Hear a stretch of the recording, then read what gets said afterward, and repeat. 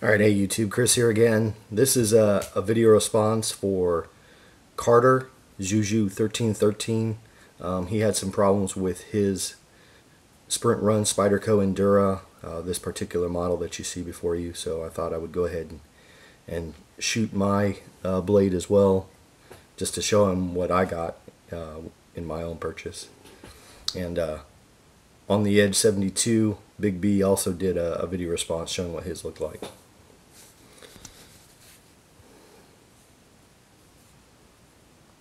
Whoa, that's pretty reflective.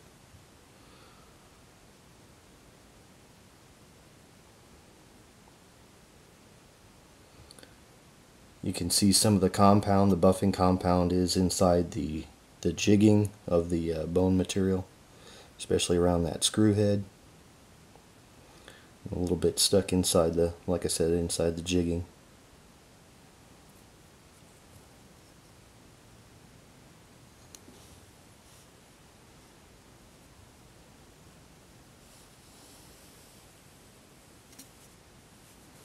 Some more compound looks like right there.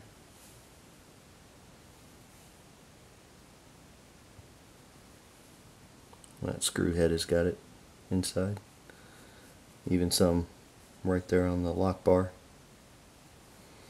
I will say that I've actually noticed that on several different Spyderco models, but all the ones coming out of the Seki City plants seem to have a lot of the buffing or polishing compound inside the blade. They look pretty, but when you first open them up, hey, there's my mug right there. When you first open them up, they feel very gritty. That happened with the Chaparral I have. A Cali 3 had that as well. Alright, let's keep going. Kind of cool there, you can see the lamination with the VG10 core, and then the other layers on the outside. The VG10 core shows up really distinctly in this view.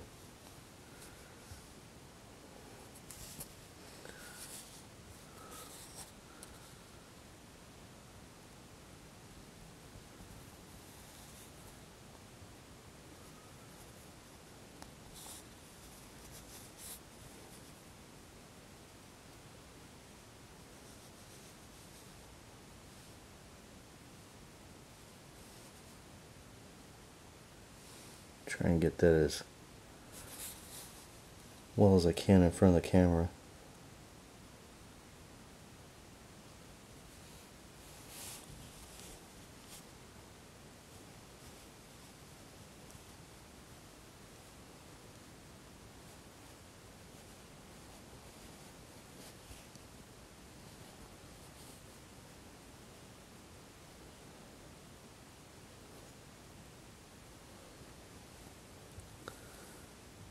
Yeah, there's some grub inside the file work there on those liners. Like Big B used a toothbrush, I'll probably get that all cleaned out. As far as chipping around the screw holes and the lanyard hole, looks pretty minor on mine, if any. This one's look pretty good.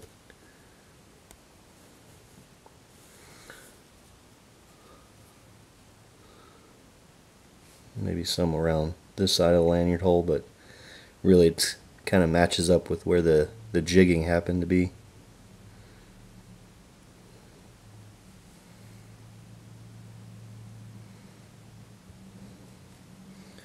See how the titanium will change colors when you touch it.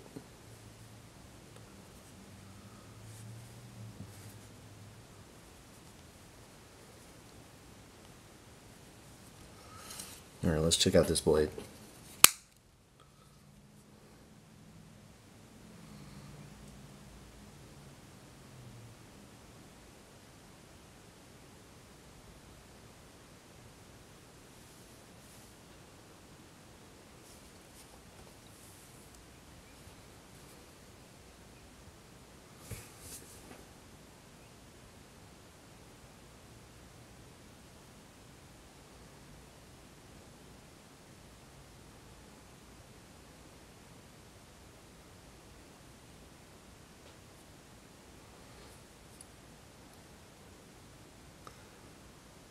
Trying to get close, see those kind of dots right there in between the two layers. Take a quick peek at that off camera.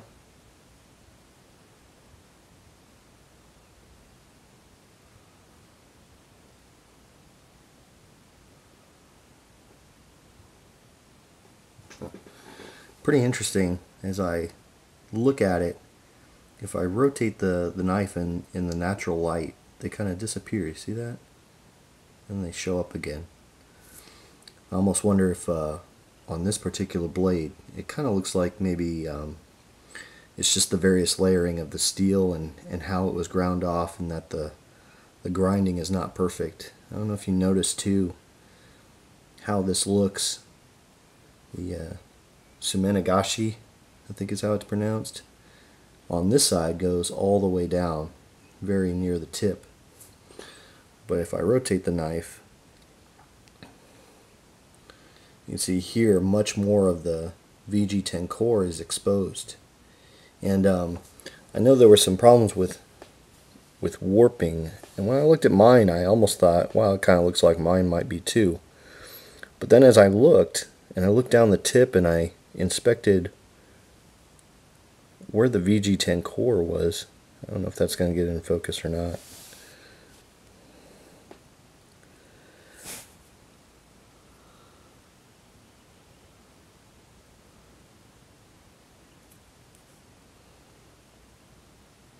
It looks like it's too thin of a cross section for it to focus on.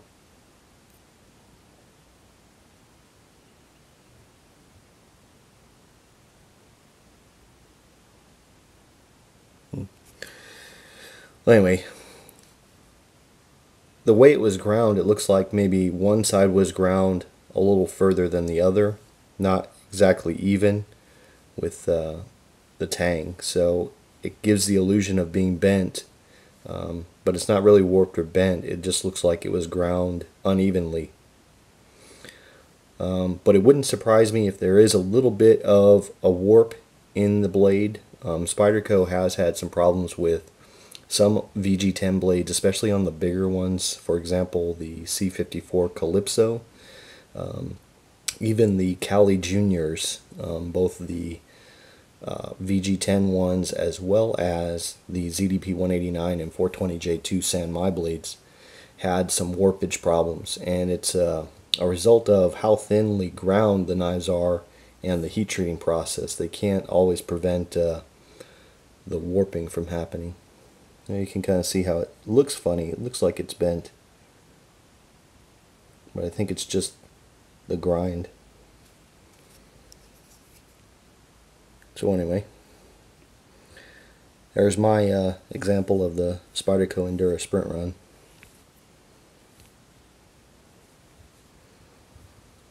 Later. I forgot to mention it, but there is no blade play on mine either, so I checked that out. It's really just more or less I flex the blade more than I actually move anything in the pivot area when I go way out here. So pretty good. One thing I thought to say to you, Carter, is if you check inside here, you've probably already done this, but you know, sometimes some stuff can get inside that anvil area, and that will definitely cause problems with lockup. So I don't know if with all the buffing compound that was all over yours, if maybe there's a bunch of debris or something that's maybe getting pushed into there, or perhaps on the lock bar itself underneath. One of the things I've actually done is I've taken a Q-tip and drive it down into that opening there as I have the blade open, and flex the lock like this to try and get that opening as much as possible and clear out that part of the lock bar that has the, I don't know if it's the hammer or the anvil part, but you know, the kind of where it's cut out and it drops into that channel inside the blade tang. So just wanted to make that one addition to this video. Thanks.